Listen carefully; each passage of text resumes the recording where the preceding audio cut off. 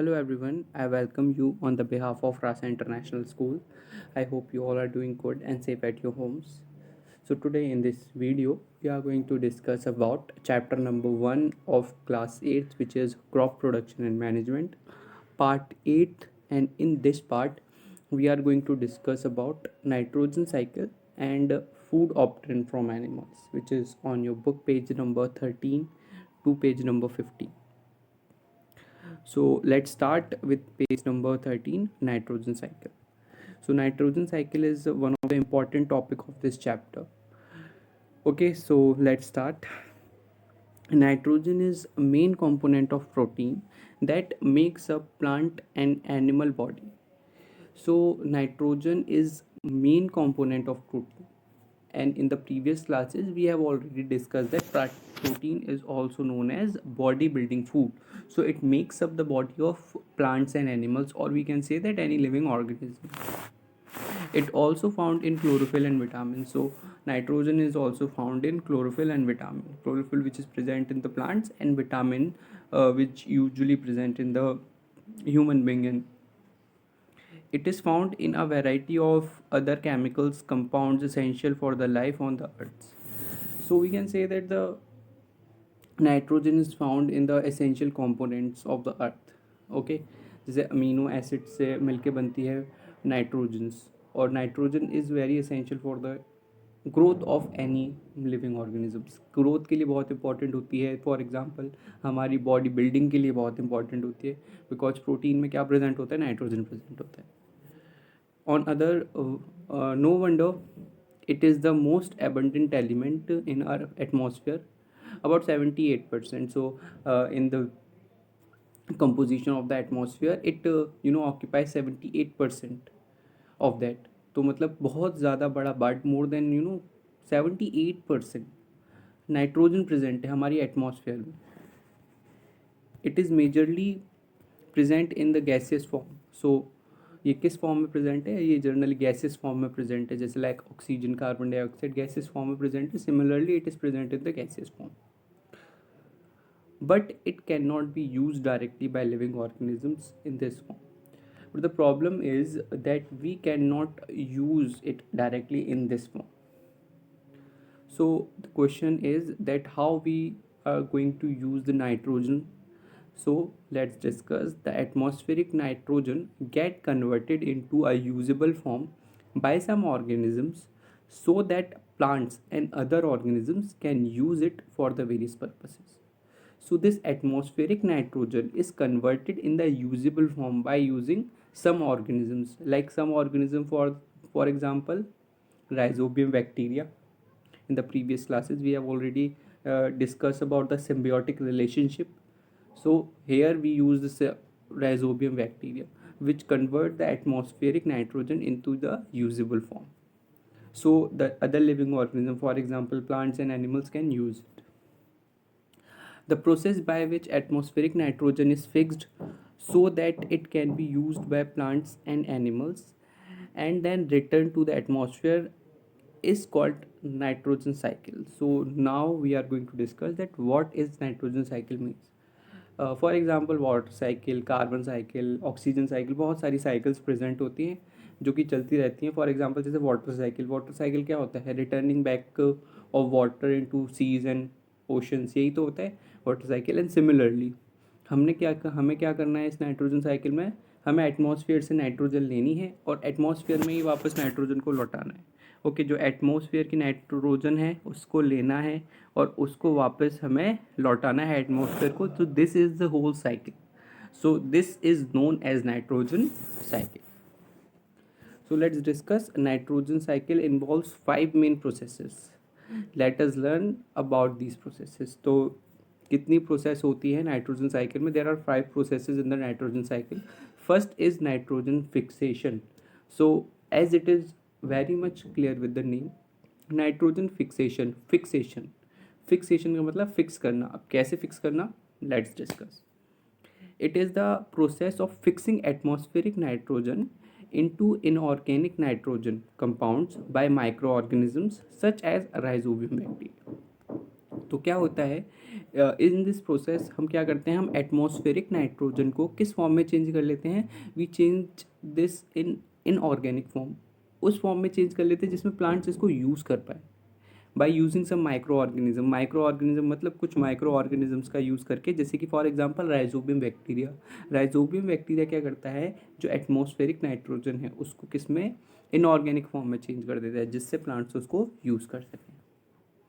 Okay, these bacteria are present at the root of plants such as peas, beans and leguminous plants.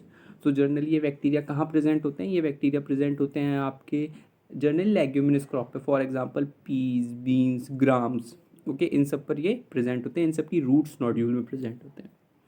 Atmospheric nitrogen is absorbed by these bacteria and then they convert it into other form that can be used by plant.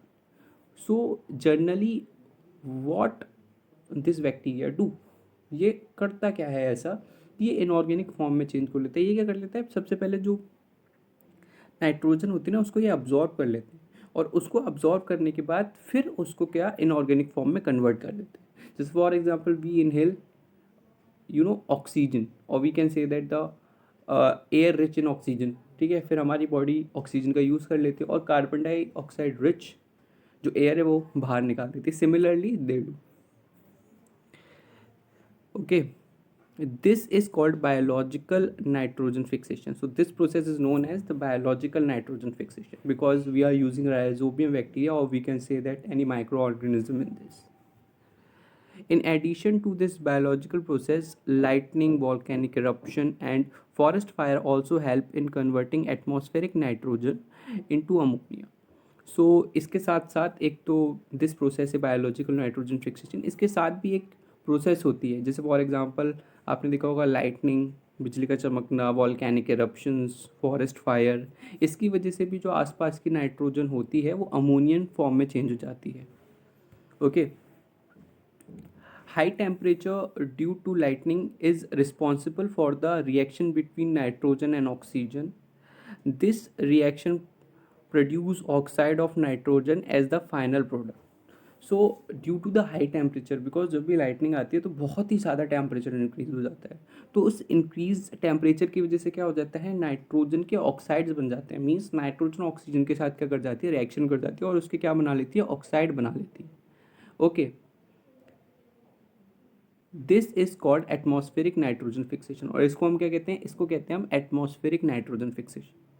ठीक है, क्योंकि इसमें nitrogen के compound बन गए, कैसे, because of the atmosphere. ठीक है, एटमॉस्फेयर में लाइटनिंग हुई, वॉल्केनिक इरप्शन हुए, ओके, फॉरेस्ट फायर, बहुत ही ज़्यादा हाई टेम्परेचर की वजह से नाइट्रोजन ऑक्सीजन की रिएक्शन होगी और वो किस में चेंज हो गए, वो ऑक्साइड में चेंज हो गए, ऑक्सीडाइज हो गए. ठीक है ना, तो this process is called atmospheric nitrogen fixation. When these oxides come into the contact with the rainwater, they form dilute nitric acid, which in turn react the soil alkalis and form nitrates. Nitrates are also formed in the soil by the action of the certain nitrifying bacteria such as Nitrobacter.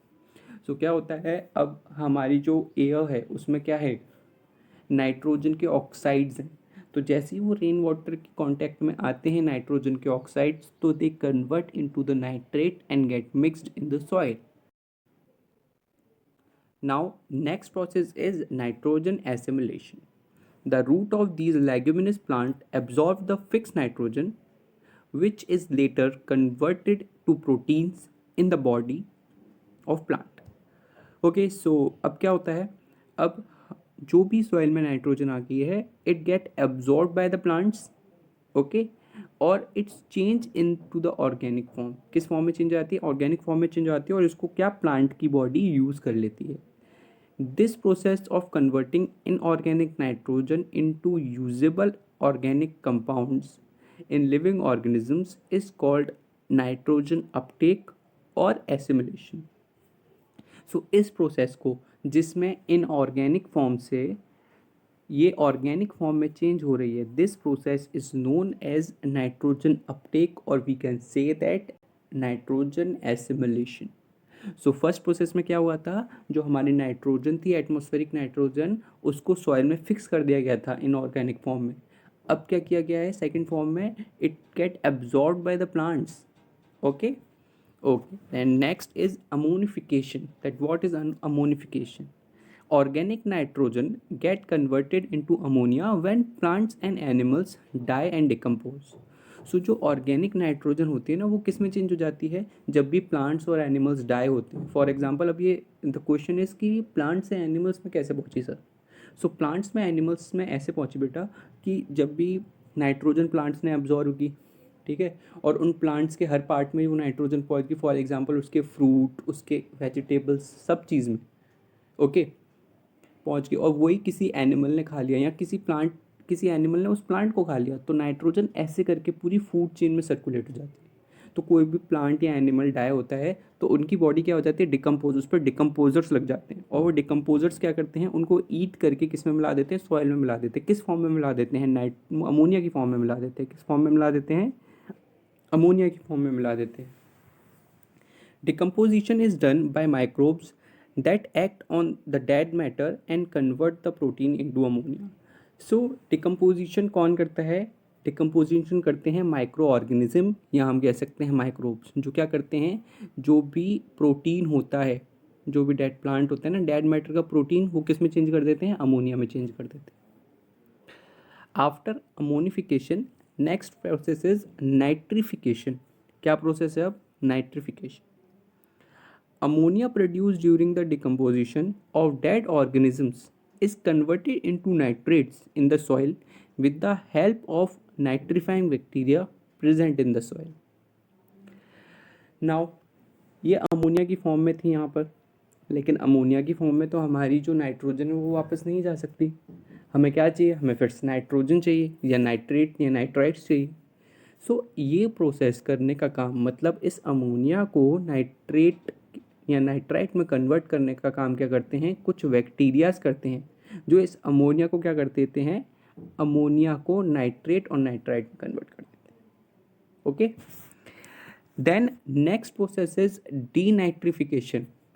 Okay. Certain bacteria called denitrifying bacteria act on decaying plant and animals and on nitrates in the soil that release nitrogen gas into the atmosphere.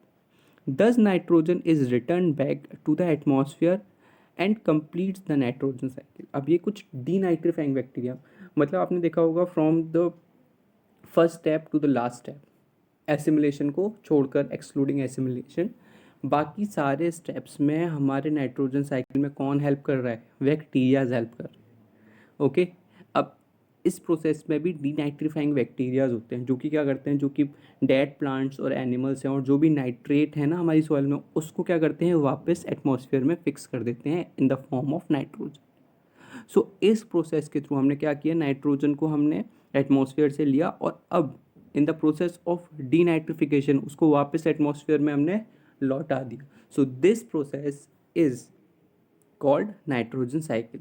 इसमें 5 main क्या होते हैं? आपके steps होते हैं. Nitrogen fixation, nitrogen assimilation, ammonification, nitrification and denitrification. Okay. Next we are going to discuss about the food obtain from animals, कि हमें किस किस टाइप का फूड ऑब्टेन होता है एनिमल्स से. Similarly to agriculture practices discussed earlier, animals are also referred for various purposes. जैसे कि एग्रीकल्चर की तरह बहुत सारे एनिमल्स होते हैं जिनको भी हम डिफरेंट डिफरेंट पर्पसेस की तरह यूज़ कर सकते हैं. Animals provide us food in the form of milk, egg, honeys and meat. So animals generally क्या करते हैं? हमें बहुत सारे फूड प्रोवाइड करते हैं, जैसे कि मिल्क प्रोवाइड कर दिया, एग्स प्रोवाइड कर दिया, हनी प्रोवाइड कर दिया, मीट प्रोवाइड कर दिया, बहुत सारा फूड प्रोवाइड करते हैं हमें animals. From milk we obtain other food product such as butter, ghee and cheese. अब जो भी मिल्क होता है उससे हम बहुत सारे अदर प्रोडक्ट्स भी बनाते हैं. For example butter, cheese, ghee, okay, curd, बहुत सारे प्रोडक्ट्स बनाते हैं. Animals that give us milk are called dairy animals. ऐसे एनिमल्स जो कि हमें मिल्क देते हैं उन्हें हम क्या कहते हैं? उन्हें कहते हैं हम dairy animals. For example cow, buffalo, goat. The practice of keeping and breeding animals for milk is termed as dairy farming. So animals को रखना, ऐसे डेयरी एनिमल्स को रखना और उनसे मिल्क प्रोड्यूस करना, और उनकी ब्रीडिंग करवाना है, इसको हम क्या कहते हैं, इसे हम कहते हैं dairy farming. Animals that give us egg and meat are called poultry animals. The practice of keeping and breeding birds that provide us egg and meat is called poultry farming. So generally जो ऐसे animals जो हमें eggs देते हैं, जो हमें meet देते हैं, उन्हें हम कहते हैं पोल्ट्री एनिमल्स बोलते हैं. और इनको रियर करना, इनको ब्रीड करना, this is called poultry farming. अभी हमने जैसे डेयरी एनिमल्स और डेयरी फार्मिंग पढ़ा था, वैसे ही poultry animals and poultry farming होती है. Honey obtained from honeybees is easily digestible and has medical properties. सो जो हनी प्रोड्यूस करते हैं हनी बीज, जो कि हमारे लिए बहुत ही ज़्यादा इंपॉर्टेंट होता है. फॉर एग्जांपल ये बहुत ईजिली डाइजेस्टेबल होता है और इसकी मेडिकल प्रॉपर्टीज़ भी होती है. ठीक है, तो वो हमें नॉर्मली किससे मिलता है और क्या कहते हैं, क्या टर्म्स भी यूज़ करते हैं. For obtaining honey bees are reared on a large scale in big boxes called apiaries. Rearing of honeybees on a large scale is called apiculture. सो जिस बॉक्स में इसको क्या किया जाता है, रेयर्ड किया जाता है या रखा जाता है, उन्हें कहते हैं हम एपियरीज. और इस प्रोसेस को, rearing and breeding of honey बीज, इसे हम कहते हैं एपिकल्चर. क्या कहते हैं इसे हम? Apiculture. Likewise the rearing and breeding of fish on a large scale is called pisciculture. मतलब जो फिशेस को हम, मतलब जनरली फ़िश फार्मिंग जिसे हम कहते हैं, मतलब ज़्यादातर फिशेस को रखना पॉन्ड्स में, उनको ब्रीड करवाना, ठीक है ना, तो दिस इज़ कॉल्ड पिसिकल्चर.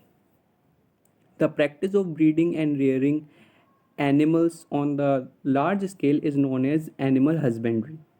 सो आप किसी भी एनिमल को अगर आप रखते हो, उसको ब्रीड करवाते हो, ठीक है ना, और उसको रेस करते हो, मतलब बड़ा करते हो, तो इस पूरे टर्म को हम कहते हैं एनिमल हस्बेंड्री. क्या कहते हैं इसे? इसे कहते हैं हम एनिमल हस्बेंड्री. सो इसी के साथ हमारा चैप्टर आज होता है ख़त्म. Okay, so thank you so much for today. I hope you all are doing good at home. Thank you so much.